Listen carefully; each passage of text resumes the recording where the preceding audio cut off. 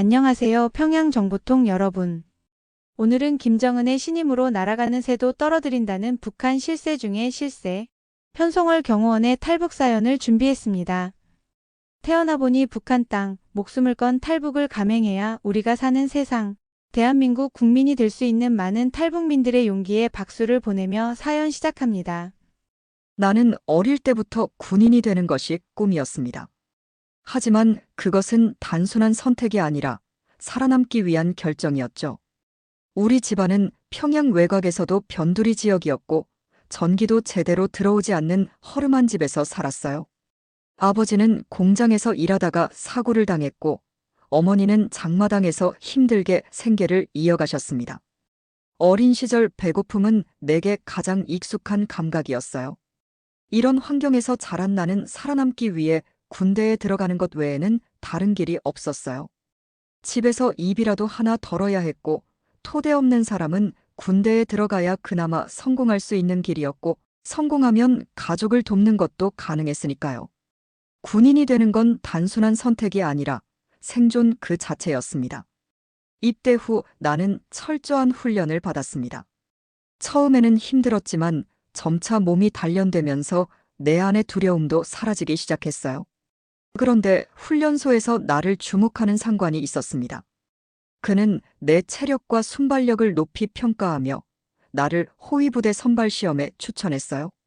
그것이 내 인생의 전환점이었죠. 호위부대 선발 과정은 극도로 힘들었어요. 체력, 무술, 사격 실력뿐만 아니라 충성심과 정신력도 시험받았죠.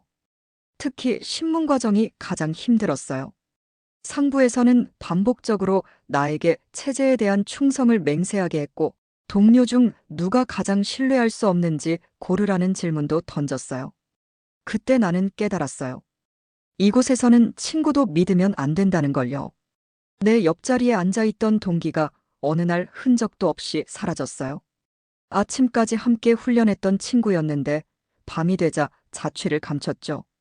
아무도 그의 이름을 입에 올리지 않았어요. 그렇게 이곳에서의 신뢰란 환상이라는 걸 알게 됐습니다.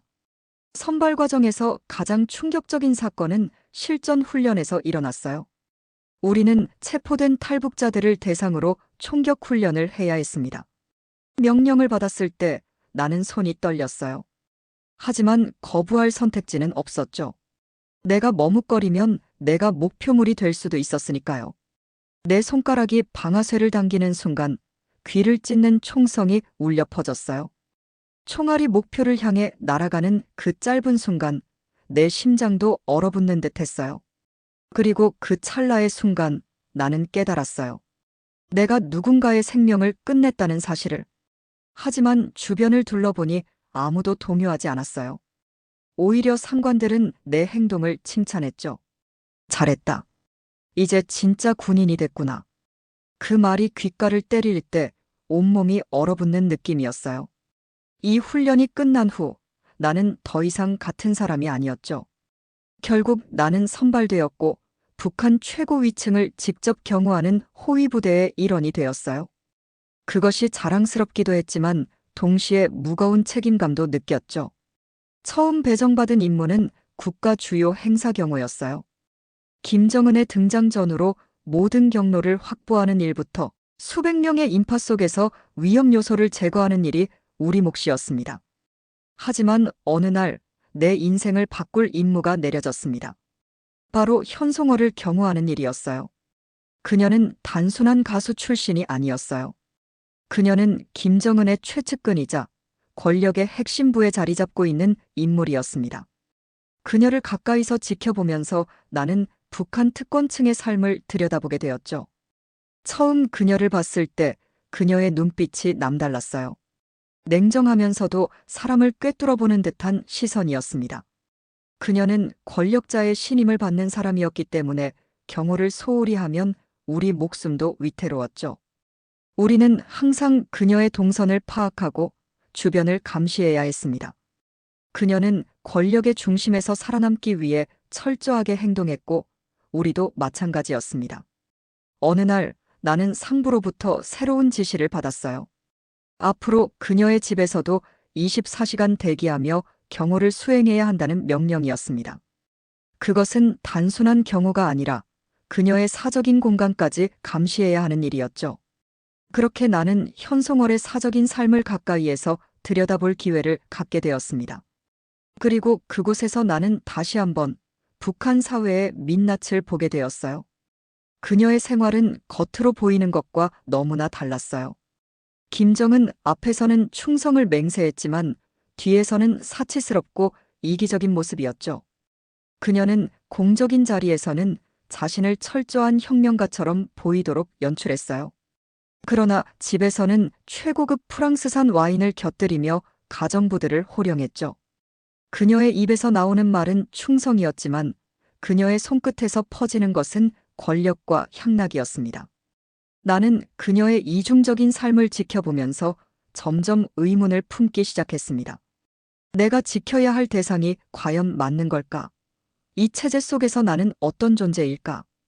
그 질문은 점점 커져갔고 결국 내 운명을 뒤바꿀 결정을 내리는 계기가 되었어요.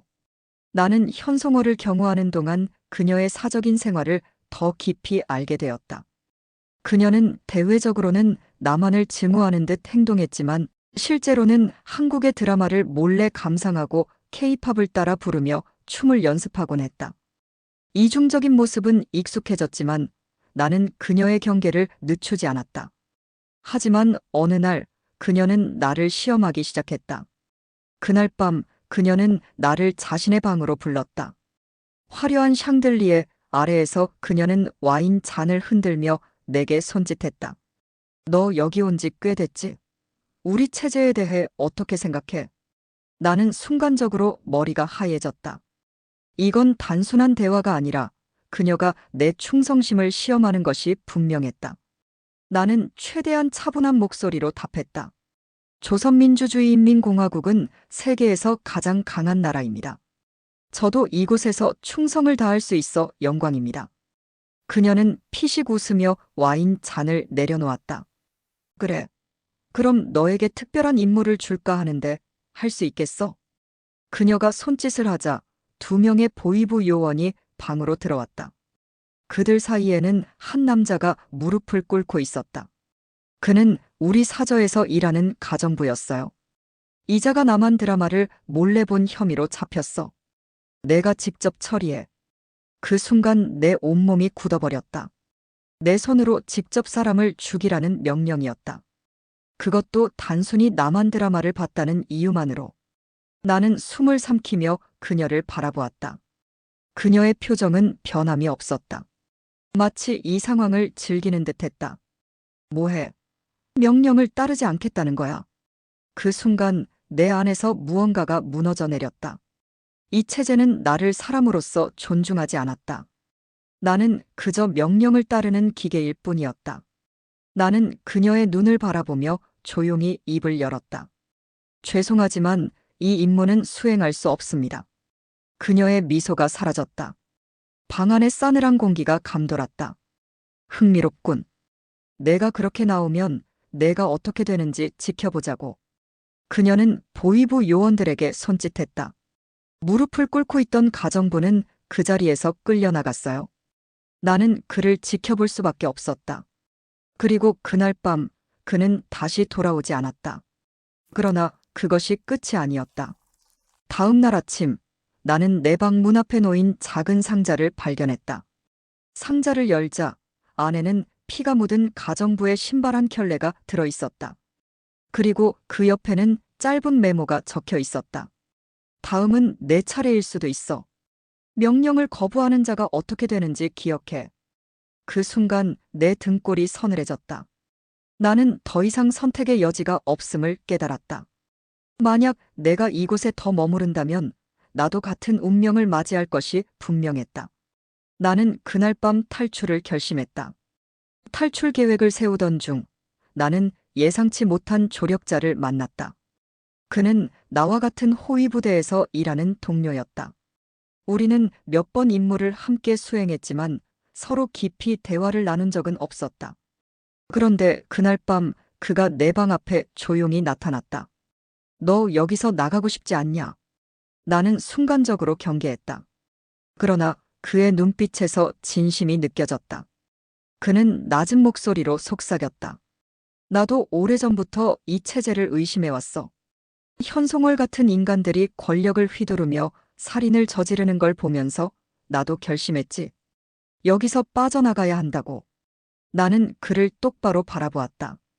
그의 말이 거짓이라면 나는 즉시 체포될 수도 있었다. 하지만 그의 눈빛은 흔들림이 없었다. 나는 이곳에서 몇 년을 보냈어. 보위부 내부 정보도 어느 정도 알고 있어. 우리가 함께 한다면 가능성이 높아질 거야. 그의 말은 단순한 탈출이 아니라 확신에 차 있었다. 나 혼자였으면 시도조차 하지 못했을 것이다. 나는 그의 손을 꽉 잡았다. 좋아, 함께 나가자. 그렇게 우리는 은밀히 탈출 계획을 세우기 시작했다. 가장 좋은 기회는 현송월이 중국을 방문하는 일정이었다.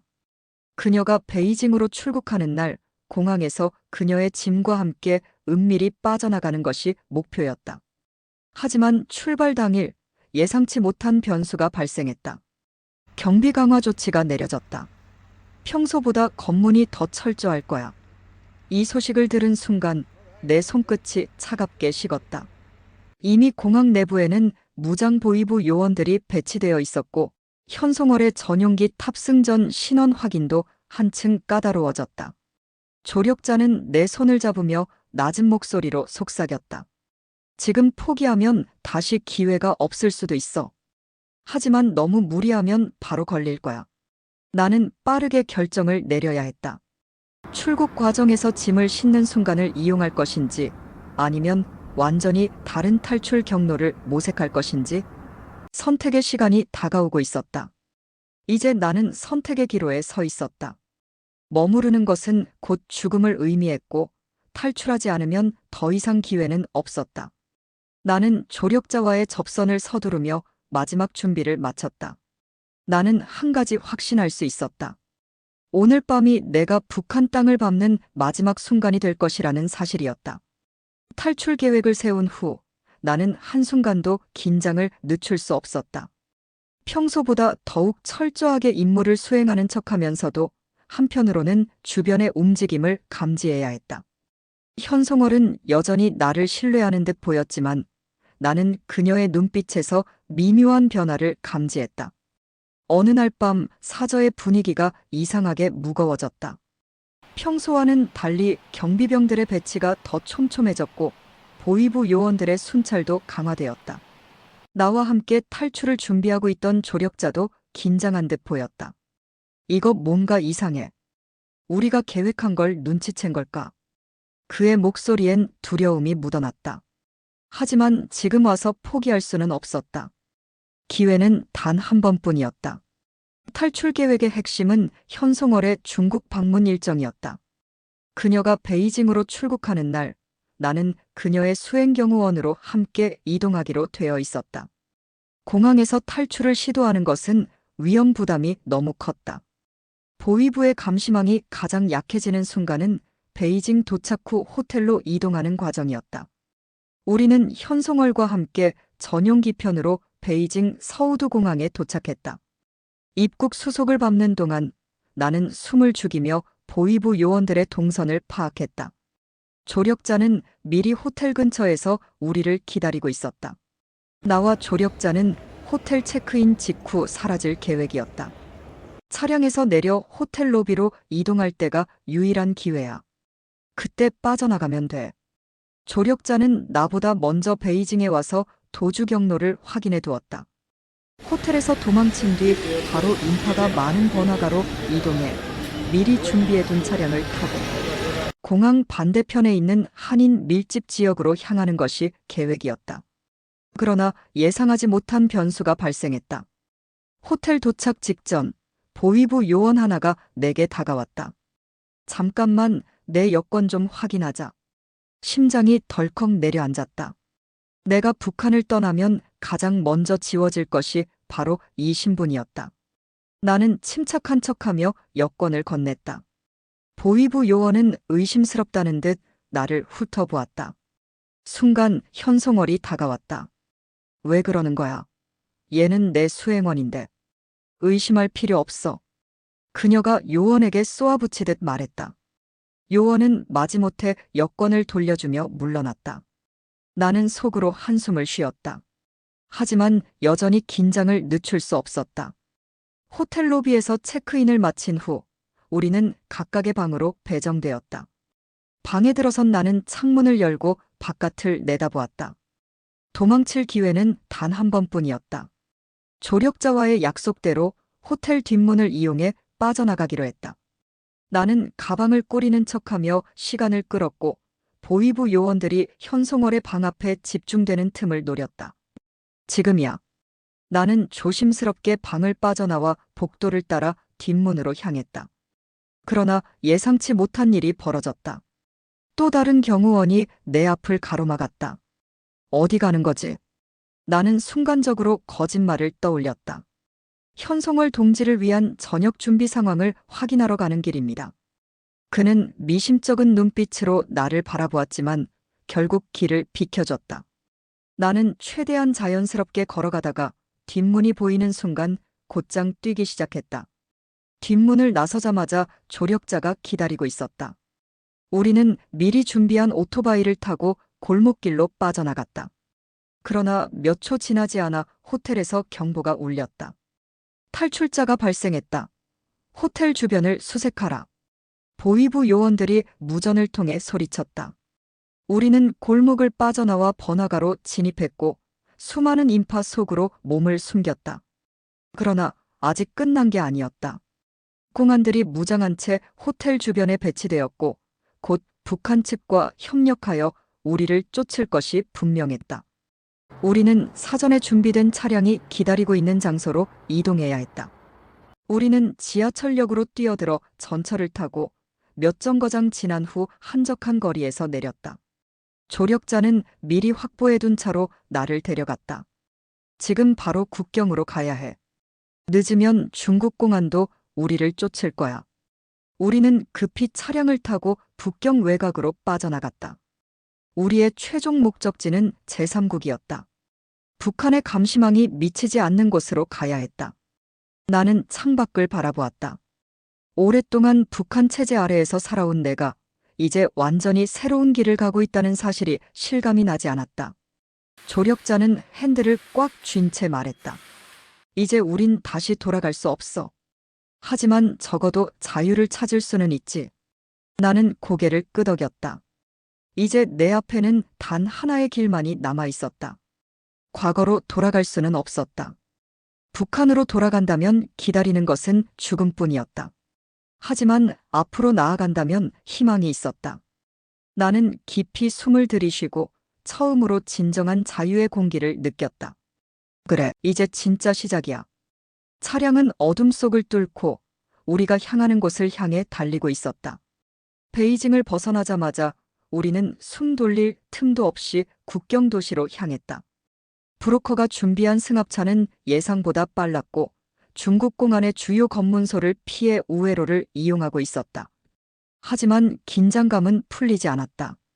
북한 보위부는 해외에서 탈북자가 발생하면 즉각 대사관과 공안을 동원해 추적한다.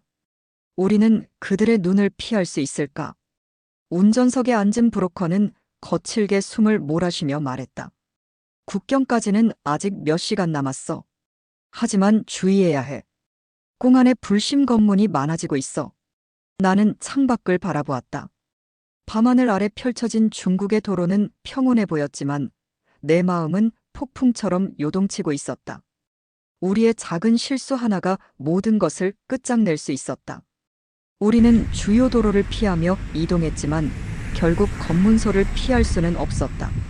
국경으로 가는 길목에서 공안 차량이 앞을 가로막았다.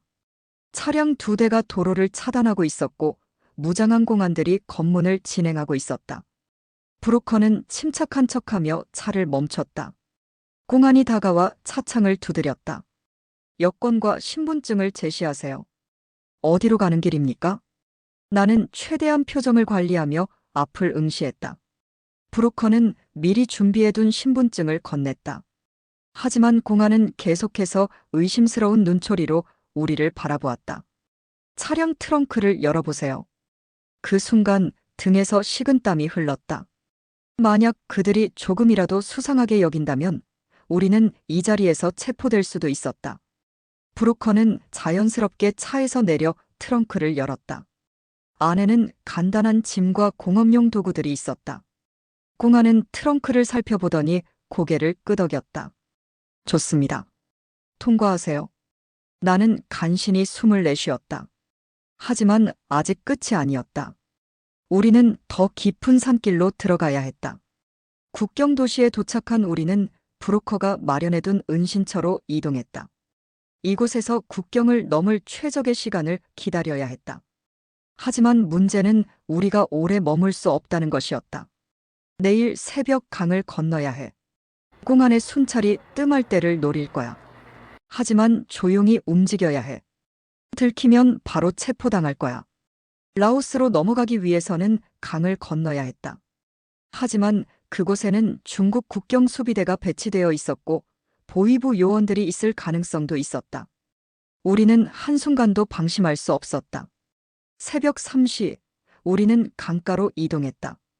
어두운 물살이 흐르고 있었고 강 건너편에는 희미한 불빛이 보였다. 브로커는 우리에게 낮은 목소리로 말했다. 소리를 내지 말고 최대한 조용히 움직여.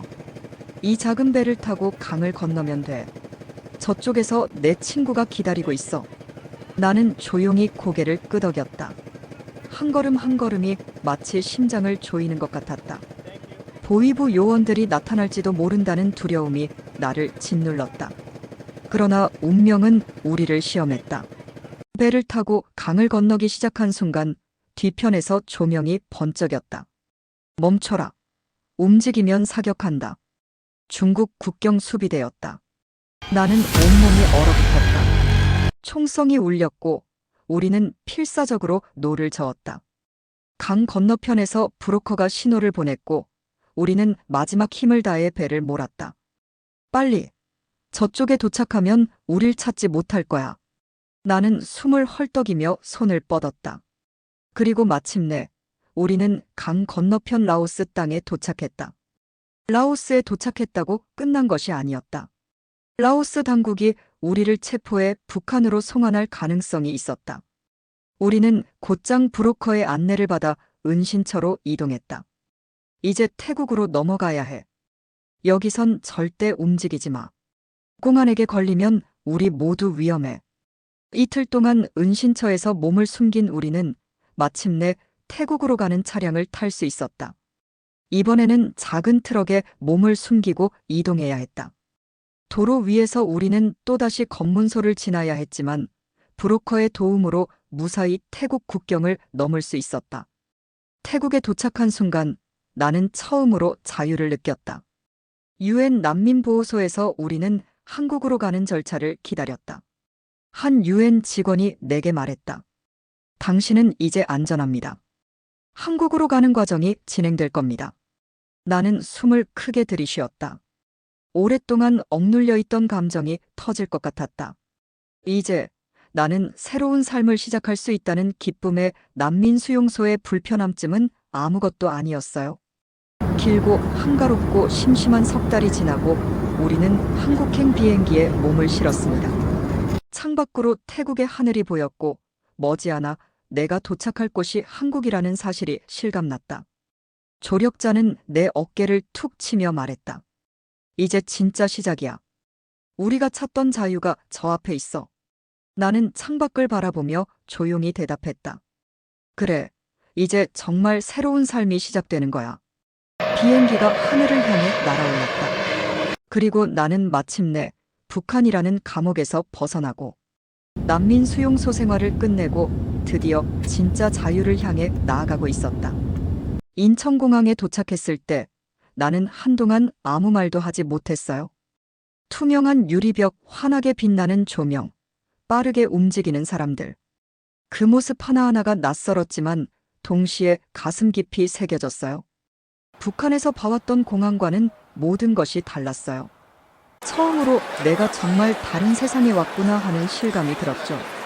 정부 지원센터로 이동하면서도 나는 계속 주변을 두리번거렸어요. 차창 밖으로 펼쳐진 풍경이 너무나 깨끗했고 사람들은 여유로워 보였어요. 이곳이 정말 내가 꿈꿔왔던 자유로운 세상일까? 낯설고도 설레는 감정이 교차했어요. 한국이 잘 산다는 건 수용소에서 많이 들었지만 정말 놀랍고 신기하게 잘 닦인 도로에는 셀 수 없이 많은 차가 바삐 다니고 있었습니다. 놀라웠습니다. 지원센터에 도착하자 따뜻한 미소를 띤 공무원들이 우리를 맞이했어요. 북한에서는 남한 사람들이 탈북자를 경계하고 차별할 거라고 배웠는데 그건 거짓이었어요. 그들은 친절했고 내 이야기를 진심으로 들어주었어요. 이제 안전합니다. 힘든 여정이었죠? 그 한마디에 긴장이 풀리면서 눈물이 차올랐어요. 교육과정 중 대형마트에 처음 가게 되었어요. 가기 전 주의사항과 이야기를 듣고 갔지만 그곳에서 나는 또 한 번 충격을 받았죠. 끝없이 이어진 진열대에는 온갖 식품과 생활용품이 가득했어요. 필요하면 언제든 살 수 있는 세상. 북한에서는 배급이 끊기면 굶는 게 당연했는데 이곳에서는 넘치는 물자가 일상이었어요. 카트를 밀며 물건을 고르는 사람들을 보며 나는 한 가지 결심을 했어요. 이제 더 이상 누군가의 허락 없이도 내 힘으로 살 수 있구나. 현재 나는 새로운 삶을 준비하고 있어요. 전문 기술을 배우며 다시 시작하는 중이에요. 어려운 순간도 많지만 자유로운 세상에서 스스로 선택할 수 있다는 것이 가장 큰 행복이에요. 북한에서는 내 미래가 정해져 있었어요. 하지만 이제는 내가 직접 내 길을 만들 수 있어요. 하지만 자유를 만끽하면서도 마음 한편이 무거워요. 북한에 남아있는 사람들, 나처럼 더 나은 삶을 꿈꾸는 이들을 생각하면 가슴이 아려요. 나는 그들의 목소리를 대신 전해야 한다고 생각합니다. 내가 경험한 자유를, 이곳의 삶을 알리는 것이 고향에 남은 이들에게 작은 희망이 될 수 있지 않을까요? 앞으로 나는 평범한 직장 생활을 하며 가정을 이루고 싶어요. 강요된 충성이 아니라 진정한 사랑과 따뜻한 가족의 품을 만들어가고 싶어요. 이제야말로 내가 원하는 삶을 살아갈 수 있을 것 같아요. 북한에서 배운 대로가 아니라 내가 스스로 선택한 삶을요. 자유가 무엇인지, 꿈을 꿀 수 있다는 것이 얼마나 소중한지. 이제 나는 정말 그 의미를 알 것 같아요. 자유를 누리고 먹거리와 물자들이 넘쳐나는 대한민국이 좋습니다. 하지만 내가 살며 경험하고 살았던 세상과 다른 곳에서 살기는 녹록지 않아요. 같은 말이지만 의미가 다르고 새로운 말들도 많아 영어 배우듯 단어 공부를 하며 TV 드라마와 뉴스를 통해 한국어를 다시 배우며 한국에 정착해 나가고 있습니다. 일하면 월급이 나오고 그 월급으로 굶지 않고 살 수 있으며 아프면 누구나 병원에 가서 치료받을 수 있는 나라. 대한민국. 전 이제 자랑스런 대한민국 국민입니다. 감사합니다. 대한민국 국민으로 사는 게 감격스러워 하시는 탈북민들. 사연을 접할 때마다 우리가 누리고 사는 것들에게 감사를 잊고 살고 있구나 하는 걸 깨달곤 합니다. 오늘은 우리 주변에 감사한 것들을 세어보는 하루 되시기 바랍니다. 시청자 여러분의 구독과 좋아요를 감사하게 생각하는 평양정보통이었습니다. 다음 시간에 또 만나요.